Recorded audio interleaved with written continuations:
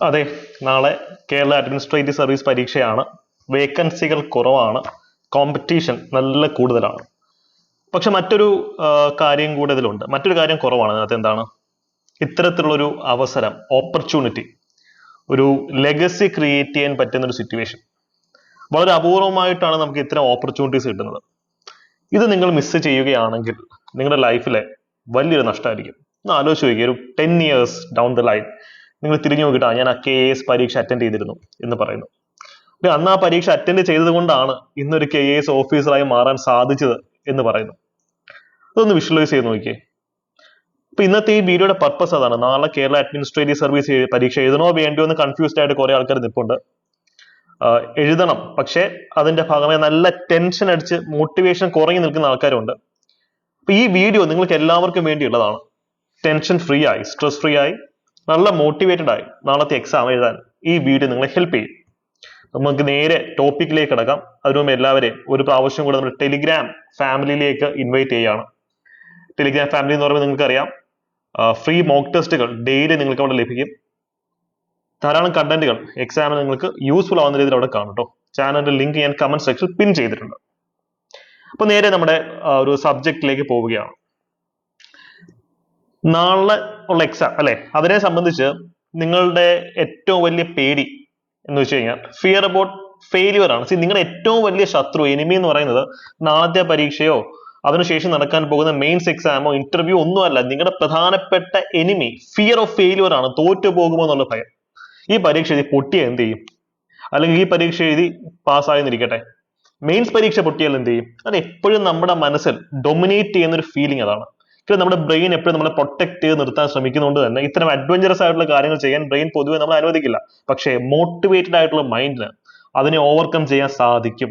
അവരാണ് നാളത്തെ എക്സാം പോയി എഴുതി അടുത്ത കേരള അഡ്മിനിസ്ട്രേറ്റീവ് സർവീസ് ഓഫീസേഴ്സ് ആവാൻ പോകുന്നത്. നിങ്ങൾ ആ ക്രൗഡിന്റെ ഭാഗമാണോ? അത് മാത്രമാണ് നിങ്ങൾ ശ്രദ്ധിക്കേണ്ടത്. ഇതിന് എന്താണ് ഒരു സൊല്യൂഷൻ? ഈ ഒരു ആങ്സൈറ്റി, സ്ട്രെസ്, ഇതിനൊക്കെ ഒഴിവാക്കാൻ എന്താണ് ഒരു സൊല്യൂഷൻ? പ്രസന്റ് മൊമെന്റിൽ ജീവിക്കുക, മൈൻഡ്ഫുൾനെസ് എന്നൊക്കെ പറയും. അതിന് ഭയങ്കരമായിട്ടുള്ള ഗുണങ്ങളുണ്ട്. ഇപ്പൊ എക്സാം ഹോളിൽ ഇരിക്കുമ്പോഴും നിങ്ങൾ ടെൻഷൻ കൂടി ഒരു ചോദ്യം തെറ്റിക്കുന്നതിന്റെ പ്രധാനപ്പെട്ട റീസൺ എന്താണെന്നറിയോ? ഭയമാണ്. നമുക്ക് അറിയാവുന്ന ഒരു ചോദ്യം തന്നെ പലപ്പോഴും നമ്മൾ തെറ്റിക്കും. റീസൺ നമ്മൾ തോക്കുമോ എന്നുള്ള ഭയമാണ്. മൈൻഡ്ഫുൾനെസ് പ്രാക്ടീസ് ചെയ്യുക. നിങ്ങൾ ഈ പ്രസന്റ് മൊമെന്റിൽ ജീവിച്ച് തുടങ്ങിക്കഴിഞ്ഞാൽ ഒരു ശക്തിക്ക് നിങ്ങളെ തോൽപ്പിക്കാൻ സാധിക്കില്ല. നിങ്ങൾ ഇപ്പൊ ഇരിക്കുന്നു, നിങ്ങളുടെ ഇപ്പോഴത്തെ ഭയം എന്താണ്? അയ്യോ നാളെ പരീക്ഷ, നാളെ പരീക്ഷ, നാളെ പരീക്ഷ. പക്ഷെ ഇപ്പോൾ നിങ്ങൾ ചെയ്ത് തീർക്കേണ്ടുന്ന ചില കാര്യങ്ങൾ, അതിലേക്ക് ഞാൻ വരാം. അത് ഫോക്കസ് ചെയ്യാം. നാളെ എക്സാം ഹോളിൽ കയറിയാണ് നിങ്ങളുടെ പേടി എന്താ? അയ്യോ ഇതിന്റെ റിസൾട്ട് എന്താ? ആ ഒരു പേടിയാണ്. മനസ്സിലായല്ലോ? അപ്പൊ റിസൾട്ട് വന്നാലുള്ള ഭയം എന്താണ്? അയ്യോ മെയിൻസ് എക്സാം. എപ്പോഴും ഫ്യൂച്ചറിലേക്ക് ഇങ്ങനെ കണ്ണും നട്ട് പ്രസന്റ് മൊമെന്റ് നശിപ്പിക്കുന്ന ഇതുപോലൊരു സ്പീഷീസ് മനുഷ്യൻ മാത്രമേ കാണുള്ളൂ. അത് ഗുണമുണ്ട് ദോഷമുണ്ട് നമുക്ക്. പക്ഷെ എക്സാമിനെ സംബന്ധിച്ച് ദോഷമാണ് കൂടുതൽ നമുക്ക് ചെയ്യിക്കുക. അതുകൊണ്ട് ഇത് പ്രസന്റ് മൊമെന്റിൽ ജീവിച്ചുകൊണ്ട് നാളത്തെ പരീക്ഷ അടിപൊളിയായിട്ട് എഴുതും എന്ന് സ്വയം ഒരു വാക്ക് കൊടുക്കണം. നമ്മുടെ ചാനലിൽ ഈ ടോപ്പിക്ക് ധാരാളം കണ്ടന്റുകൾ ചെയ്തിട്ടുണ്ട്. പ്ലേലിസ്റ്റുകൾ ചുമ്മാ പോവുക. നിങ്ങൾക്കൊരു ഫൈനൽ റൗണ്ട് സ്ട്രാറ്റജി റിവിഷൻ അത് യൂസ്ഫുൾ ആവും. ഓക്കെ, ഇനി നമ്മൾ പ്രധാനപ്പെട്ട ഒരു മേഖലയിലേക്കാണ് കിടക്കാൻ പോകുന്നത്, അല്ല, സ്ട്രെസ് മാനേജ്മെന്റ്. നാളത്തെ പരീക്ഷയല്ല, നിങ്ങൾ ജീവിതത്തിലെ ഏത് ക്രൈസിസ് ഓവർകം ചെയ്യണമെങ്കിലും പ്രോപ്പറായ സ്ട്രെസ് മാനേജ്മെന്റ് ടാക്ടിക്സ് കയ്യിൽ വേണം. ഇവിടെ എനിക്ക് നിങ്ങളുടെ അടുത്ത് പറയാനുള്ളത് ഒരു 4-5 പ്രധാനപ്പെട്ട പോയിന്റുകൾ മാത്രമാണ്. അതിൽ ഒന്നാമത്തെ പോയിന്റ് എന്ന് പറയുന്നത്, ഒരു 2 മിനിറ്റ് അലാറം വയ്ക്കാം. 2 minutes അലാറം, ടൈമർ വയ്ക്കാം. ആ 2 മിനിറ്റ് നിങ്ങൾ 4-7-8 ബ്രീത്തിങ് ടെക്നിക് പ്രാക്ടീസ് ചെയ്യാം. ഞാൻ ഇതിൽ ഓൾറെഡി ഒരു ഷോർട്ട് വീഡിയോ ചെയ്തിട്ടുണ്ട്. ഭയങ്കരമായിട്ട് നമ്മുടെ ബ്രെയിനെ സൂപ്പർ പവർ ചെയ്ത് നമ്മുടെ മൈൻഡിനെ ശാന്തമാക്കി ഫോക്കസ്, കോൺസെൻട്രേഷൻ, ഇന്റലിജൻസ് ഇതൊക്കെ കൂട്ടാൻ സഹായിക്കുന്ന ഒരു എക്സസൈസ് ആണ് 4-7-8 ബ്രീത്തിങ് എക്സസൈസ്. 4 സെക്കൻഡ് കൊണ്ട് ശ്വാസം ഉള്ളിലേക്ക് എടുക്കുക, 7 സെക്കൻഡ് അത് ഹോൾഡ് ചെയ്യുക, 8 സെക്കൻഡ് പുറത്തേക്ക് വിടുക. നാളെ എക്സാം ഹോളിൽ നിങ്ങൾക്ക് എന്തായാലും പരീക്ഷ തുടങ്ങുന്നതിന് കുറച്ച് മുമ്പ് തന്നെ എക്സാം ഹോൾ വന്നിരിക്കണം. അപ്പൊ നിങ്ങൾ വന്ന് ഇരുന്നിട്ട് ചുമ്മാ ഇങ്ങനെ നാട്ടുകാർ നോക്കിക്കൊണ്ടിരിക്കാതെ എന്ത് ചെയ്യണം? ഡു ദിസ്, ഈ ഒരു ബ്രീത്തിങ് എക്സസൈസ് ചെയ്യാം. നമ്മുടെ ഈ ചാനൽ സ്ട്രെസ് മാനേജ്മെന്റ് ഒരു പ്ലേലിസ്റ്റ് ഉണ്ട്, അത് മാക്സിമം കണ്ടിട്ട് പോവാം. കുറെ ടെക്നിക്സ് അതിനകത്ത് ഷെയർ ചെയ്യുന്നുണ്ട്, അത് ഞാൻ ഇവിടെ റിപ്പീറ്റ് ചെയ്യുന്നില്ല. 2 മിനിറ്റ് നിങ്ങൾ ടൈമർ വെച്ച് ഈ ഒരു എക്സസൈസ് ഇന്ന് ഈ വീഡിയോ കഴിഞ്ഞതിന് ശേഷം ചെയ്ത് നോക്കുക. സംഭവിക്കുന്നതിന്റെ മാജിക് നിങ്ങൾക്ക് ഒബ്സർവ് ചെയ്യാൻ സാധിക്കും. രണ്ടാമത് എനിക്ക് പ്രധാനപ്പെട്ട ഒരു കാര്യം, ചൂസ് യുവർ സ്റ്റൈൽ. ആരും അനുകരിക്കാൻ നിൽക്കില്ല. നിങ്ങൾ ഓരോരുത്തരും യുണീക്ക് ആണ്. ഓരോരുത്തർക്കും അവരുടേതായ ഒരു വ്യക്തിത്വം ഉണ്ട്. നിങ്ങളുടെ സ്റ്റൈൽ എന്താണെന്ന് നിങ്ങൾ തന്നെ ചൂസ് ചെയ്യണം. ഇന്നിപ്പോ പൊതുവെ ഞാൻ എക്സാമിന്റെ തലേ ദിവസം ഞാൻ കാര്യമായിട്ടൊന്നും പഠിക്കാറില്ല. ഞാൻ സിനിമ കാണും, അല്ലെങ്കിൽ ഏതെങ്കിലും ചുമ്മാ യൂട്യൂബ് സർഫ് ചെയ്യും, ഫ്രണ്ട്സിന്റെ അടുത്ത് സംസാരിച്ചുകൊണ്ടിരിക്കും, അങ്ങനെയൊക്കെയാണ് ഞാൻ ചെയ്യാറ്.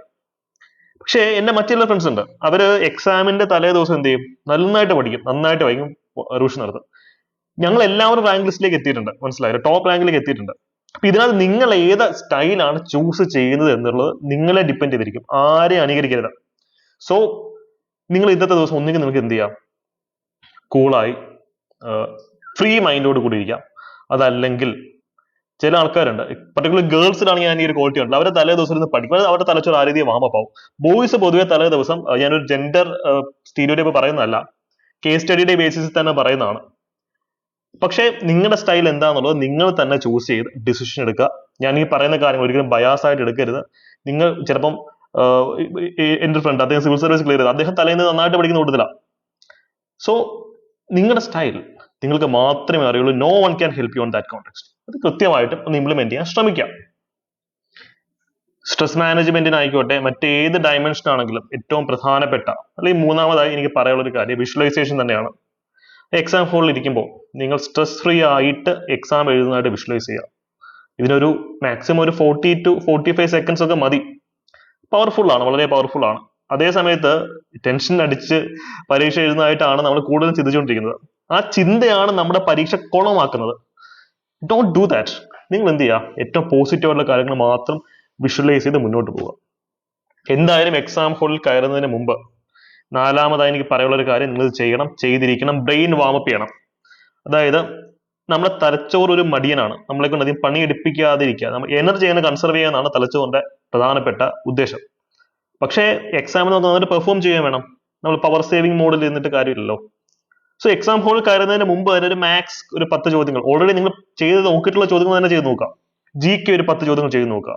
നിങ്ങളുടെ ഇന്ന് റഫ് കോപ്പി നോട്ട്സ് നിങ്ങൾ അത് വായിക്കുക, കൃത്യമായിട്ട് വായിച്ച് പോവുക.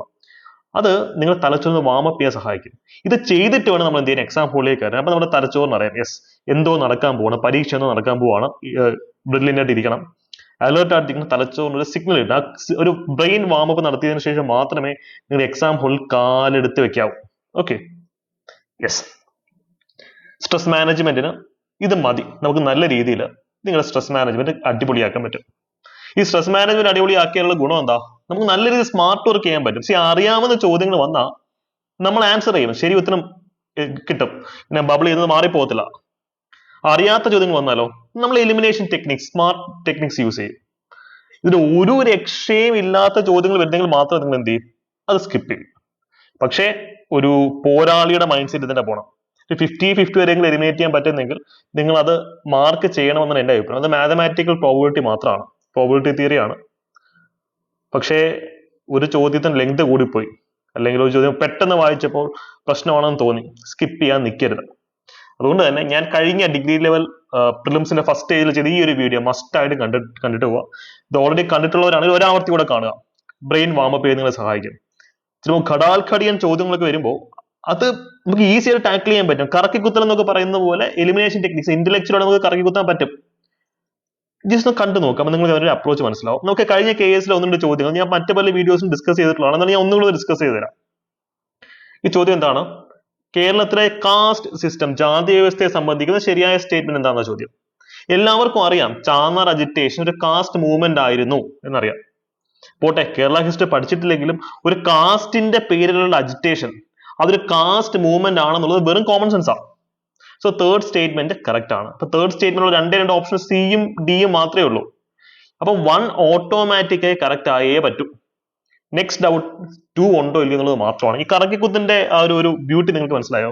നമുക്ക് ശങ്കര സ്മൃതി, അത് കാസ്റ്റ് റൂൾസിനെയും പ്രാക്ടീസിനെയും പറ്റി പറയുന്ന ഒരു ടെക്സ്റ്റ് ആണെന്നാണ് പറയുന്നത്. ഈ സ്മൃതികൾ, ഇപ്പൊ മനുസ്മൃതി ആയിക്കോട്ടെ, അതിനകത്ത് ജാതി വ്യവസ്ഥയെ പറ്റിയൊക്കെ പറയുന്നുണ്ട് അല്ലെ, വളരെ മോശമായിട്ട് തന്നെ പറയുന്നുണ്ട്, നമുക്ക് പറയേണ്ടി വരും.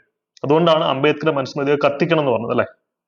അപ്പൊ അതുകൊണ്ട് തന്നെ 50-50ലേക്ക് നമ്മൾ എത്തി. 50-50ലേക്ക് എത്തിക്കുകയും നമ്മളൊരു ലീപ്പ് ഓഫ് ഫെയ്ത്ത് എടുക്കണം എന്നാണ് എന്റെ അഭിപ്രായം. നിങ്ങൾ സ്വന്തം റിസ്ക് എടുക്കുക, ഞാൻ എടുത്തിട്ടുണ്ട്, ടോപ്പ് റാങ്ക് ഹോൾഡേഴ്സ് ഒക്കെ എടുത്തിട്ടുണ്ട്. പക്ഷെ പ്രാക്ടീസ് ഇല്ലെങ്കിൽ നാളെ ഇത് പോയി ചെയ്യാൻ നിൽക്കരുത്, പ്രാക്ടീസ് ഉണ്ടെങ്കിൽ മാത്രം ചെയ്യാം. അപ്പോൾ ഉറപ്പായും ചങ്കര സ്മൃതിയിൽ ഇതിനെപ്പറ്റി ഏതെങ്കിലും ഒരു ടെക്സ്റ്റിൽ ഏതെങ്കിലും ഒരു പേജിൽ പഴയകാല കൃതിയല്ലേ, ഫോർ എക്സാമ്പിൾ രാമായണം, മഹാഭാരതം, അല്ലെങ്കിൽ ഏതെങ്കിലും ഒരു റിലീജിയസ് ടെക്സ്റ്റ് എടുക്കുക, അതിനകത്ത് കാസ്റ്റ് സിസ്റ്റത്തിനെ പറ്റി പറയാതിരിക്കാൻ സാധ്യതയുണ്ടോ? ഒന്ന് ആലോചിച്ച് നോക്കി. ഏതെങ്കിലും ഒരു ടെക്സ്റ്റിൽ ഒരു പാരഗ്രാഫിൽ അറ്റത്ത് ഒരു വരിയെങ്കിലും കാണില്ലേ, പോസിറ്റീവ് ആയിട്ടാണെങ്കിലും നെഗറ്റീവ് ആയിട്ടാണെങ്കിലും. അപ്പൊ നിങ്ങൾക്ക് അതിന്റെ ടാക്ടിക്സ് മനസ്സിലാവും. അപ്പൊ സെക്കൻഡ് സ്റ്റേറ്റ്മെന്റ് ശരിയാണെന്നുള്ളത് സ്ട്രെസ് ഫ്രീ ആയിട്ട് ഇതിന്റെ മനസ്സിന് കിട്ടും. അപ്പൊ അതിന് ആൻസർ സി ആണ്. ഈ ചോദ്യം ഇട്ട ആളുടെ ഉദ്ദേശവും നിങ്ങൾക്കൊരു സിവിൽ സർവീസ് മൈൻഡ് സെറ്റ് ഉണ്ടോ എന്നുള്ളതാണ്. സിവിൽ സർവീസ് പ്രിലിംസിനകത്ത് ഇതേ ടാക്ടിക്സ് ആണ് നമ്മൾ യൂസ് ചെയ്യുന്നത്. അടുത്തൊരു ചോദ്യം നോക്കൂ. ഇൻഡസ്ട്രിയൽ റവല്യൂഷനെ സംബന്ധിക്കുന്ന ചോദ്യമാണ്. ശരിയായ പ്രസ്താവന എന്താ ചോദ്യം? Subjugation of agriculture countries of the world, increase in unautomated production, rise in per capita income, ഇതൊക്കെയാണ് പറയുന്നത് അല്ലെ. ഇൻഡസ്ട്രിയൽ റവല്യൂഷൻ വന്നപ്പോഴത്തേക്കും മെഷീൻസ് വന്നു, എല്ലാം ഓട്ടോമാറ്റിക് ആയി അല്ലെ. അപ്പൊ അൺഓട്ടോമേറ്റഡ് പ്രൊഡക്ഷൻ എന്ന് പറഞ്ഞ ഈ സ്റ്റേറ്റ്മെന്റ് തെറ്റല്ലേ? അപ്പൊ ടു സ്റ്റേറ്റ്മെന്റ് തെറ്റാണെന്നുള്ള വെറും കോമൺ സെൻസ് ആണ്. അപ്പൊ നമുക്ക് എന്ത് ചെയ്യാം? പെട്ടെന്ന് എയിലേക്ക് എത്താം, എന്ന ഉത്തരത്തിലേക്ക് എത്താം. അപ്പം ഈ ഒരു വീഡിയോ മസ്റ്റ് ആയിട്ടും കണ്ടിട്ട് നിങ്ങൾ പോകണം, കൃത്യമായി കാണുക, ആഴത്തിൽ മനസ്സിലാക്കിയിട്ട് പോവുക. ഫ്രീ മാർക്ക് നിങ്ങൾക്ക് കിട്ടും. ഇതൊക്കെ ചെയ്യണമെങ്കിൽ ഞാൻ മുമ്പ് പറഞ്ഞ സ്ട്രെസ് മാനേജ്മെന്റ് നിങ്ങളുടെ പ്രോപ്പർ ആയിരിക്കണം. ഓക്കെ, ഇനി ലാസ്റ്റ് ഒരു കാര്യം കൂടെ പറഞ്ഞ് ഞാൻ നിർത്തുകയാണ്. നിങ്ങൾ നമ്മുടെ ചാനലിലെ വീഡിയോസ്, നമ്മുടെ കമ്മ്യൂണിറ്റിയിലെ അംഗങ്ങളാണ്, നമ്മുടെ യൂട്യൂബ് ചാനലിലെ അംഗങ്ങളാണ്, നമ്മുടെ ബാച്ചിലെ അംഗങ്ങളാണ്, നമ്മുടെ കമ്മ്യൂണിറ്റിയോട് ബന്ധപ്പെട്ട് നിൽക്കുന്ന ഒരു വ്യക്തിയാണെങ്കിൽ നിങ്ങൾക്കറിയാം ഏറ്റവും ബെസ്റ്റ് സ്ട്രാറ്റജീസ് നിങ്ങൾക്ക് ഓൾറെഡി കിട്ടിയിട്ടുണ്ട്. നമ്മുടെ ഈ ഒരു ഫാമിലിയിലെ മെമ്പർ ആണെങ്കിൽ രണ്ട് കാര്യങ്ങൾ നിങ്ങൾക്ക് ഉറപ്പിക്കാം: സ്ട്രാറ്റജി ആൻഡ് സെൽഫ് എസ്റ്റീം. ഈ രണ്ട് കാര്യങ്ങൾ നിങ്ങൾക്ക് ഉണ്ടായിരിക്കും. ഇത് തന്നെയാണ് ഒരു ബ്യൂറോക്രാറ്റിന് വേണ്ടത്. ഈ കണ്ടന്റ് ഒക്കെ നമുക്ക് നാളെ വേണമെങ്കിലും വായിച്ച് പഠിക്കാവുന്നേ ഉള്ളൂ. ഓരോ കോമ്പറ്റേറ്റീവ് എക്സാമിനേഴ്സിന് ചോദ്യകർത്താവ് നോക്കുന്നത് ഇയാൾക്ക് സ്ട്രാറ്റജി ഉണ്ടോ അല്ലെങ്കിൽ സെൽഫ് എസ്റ്റീം ഉണ്ടോ എന്നുള്ളത് തന്നെയാണ്. നാളത്തെ പരീക്ഷ എന്തായാലും എങ്ങനെയായാലും നമുക്ക് ഇപ്പൊ നാളത്തെ പരീക്ഷ നിങ്ങൾ ഫ്ലൈയിങ് കളേഴ്സിൽ ജയിച്ചു, ഒരിക്കലും നിങ്ങൾ ഈഗോയിസ്റ്റിക് ആവാൻ പാടില്ല. നാളത്തെ പരീക്ഷ 8 പൊട്ടിയെന്ന് തന്നെ ഇരിക്കട്ടെ, നിങ്ങൾ സെൽഫ് എസ്റ്റീമിനെ ബാധിക്കാൻ പാടില്ല. ഈ രണ്ട് പ്രോമിസ് നിങ്ങൾക്ക് നിങ്ങളോട് കൊടുക്കാൻ പറ്റിക്കഴിഞ്ഞാൽ നാളത്തെ എക്സാമിന് നിങ്ങളുടെ പെർഫോമൻസ് എന്ന് വെച്ച് കഴിഞ്ഞാൽ വളരെ വലുതായിരിക്കും. നമ്മുടെ ഒരു പ്ലാറ്റ്ഫോം നിങ്ങൾക്ക് അറിയാം, ഇവിടെ ക്വിറ്റേഴ്സ് ഇല്ല. ഈ റാങ്ക് ഹോൾഡേഴ്സ് എന്ന് വെച്ചിട്ടുണ്ടെങ്കിൽ അവര് അനുഗ്രഹ ജീവികളൊന്നും അല്ല. നിങ്ങൾ മനസ്സിലാക്കണം, അവർ ഷോ അപ്പ് ചെയ്യും. ഒരു ചലഞ്ച് ഉണ്ടെങ്കിൽ അവരവിടെ വന്നിരിക്കും. ഇപ്പൊ KS എക്സാം അല്ലെ, ഒരു ലീപ്പ് ഓഫ് ഫെയ്ത്ത് എടുത്താണ് വരുന്നത്. ഈ കേസിൽ ഫസ്റ്റ് റാങ്ക് അടിക്കാൻ പോകുന്ന വ്യക്തിയും 10ാമത്തെ റാങ്ക് അടിക്കാൻ പോകുന്ന വ്യക്തി ഒന്നും ഈ പരീക്ഷ പോയി അങ്ങ് ജയിച്ചേക്കാം, ഇപ്പം തന്നെ കിട്ടും, കൈ വെച്ച് തരും എന്നുള്ള പ്രതീക്ഷയിലല്ല. അവർ ലീപ്പ് ഓഫ് ഫെയ്ത്ത് എടുക്കുകയാണ്. അവർ ഷോ അപ്പ് ചെയ്യും. എക്സാം ഹോളിൽ അവർ കൃത്യസമയത്ത് ഷോ അപ്പ് ചെയ്യും. അവരുടെ മാക്സിമം എഫേർട്ട് അവർ ഇട്ടിരിക്കും. പിന്നെ നിങ്ങൾ ആരും ഒറ്റയ്ക്കില്ല. എപ്പോഴും നിങ്ങളുടെ മാതാപിതാക്കളുടെ, ഗുരുക്കന്മാരുടെ ഒക്കെ പ്രാർത്ഥന നിങ്ങളുടെ കൂടെ ഉണ്ട്. ഇതൊക്കെയാണ് ലക്കായിട്ട് കൺവേർട്ട് ആവുന്നത്. ഈ ഒരു കോൺഫിഡൻസിൽ തന്നെ നാളത്തെ എക്സാം നിങ്ങൾ പോയി എഴുതണം.